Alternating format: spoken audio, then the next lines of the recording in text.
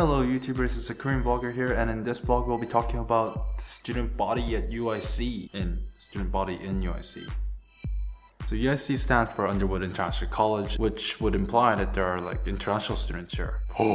And I've only really seen freshmen or those that are half a semester ahead of me, so I don't even know the rest of the international students at UIC. But damn, UIC attracts a lot of people from different places. We've got students from Germany, France, Italy, Brazil, England, Denmark, Canada, China, Hong Kong, Vietnam, Taiwan, Russia, USA, Finland, Iran, and way more. I probably missed out on like 20 countries. First semester, so I haven't really had a chance to meet a whole new bunch of people yet because it's only been like 3 weeks since the classes start. And all of the students from these countries that I just mentioned, except for countries that speak English as their first language like England, USA, Australia, and Canada, are fully bilingual in English and their native tongues. So that's just like an overview of the student body at UIC. There's a lot of international students, but of course you've got the Korean students too. And this body of students you wouldn't really expect to be diverse because they're all Korean, but it is. It's like a sub-layer of diversity. Korean students like me that studied abroad in an English-speaking country or non-English speaking country but in an international school for an extended period of time or a short period of time. Then you've got the Korean students that have never been to another country in their life yet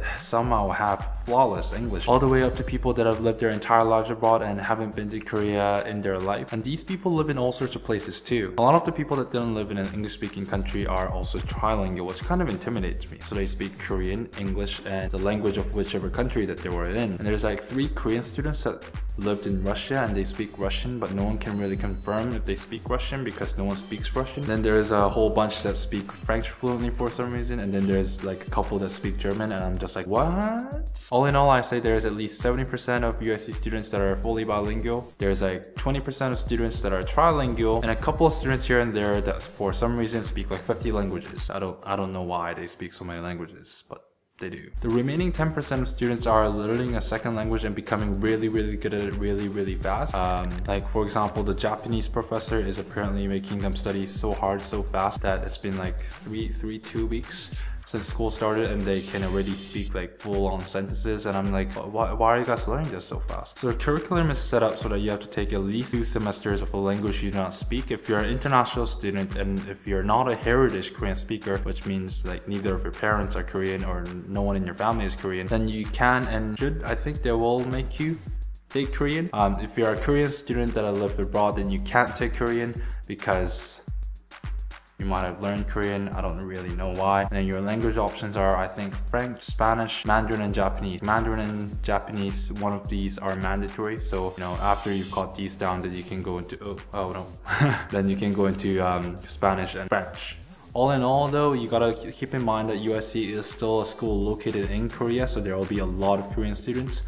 Last year, apparently, because there weren't a lot of freshmen at UIC or Yonsei International Campus in Songdo, you could assume that like at least half of the people that you run into will speak English. That's not the case anymore. You can still assume that if someone's a UIC student that they will speak fluent English because it's a requirement to get into the college, and because all classes are in English. If you don't speak English, then you can't really pass anything. Yeah, but you gotta keep in mind that UIC currently shares the Yonsei International Campus with all of the freshmen and some pharmacy / pre-med students. And once you go to Shincheon, it's shared with the rest of the Yonsei campus. So that was my shoulder. So that's all Korean students. A lot of them will be fairly decent in English because English is something that you have to take in high school in Korea. So like if you point to a map and be like, where this is, oh, it's over there somewhere. Yeah. So that's it for this vlog. This time I have a question for you. What was / is your university / high school / college / post-secondary education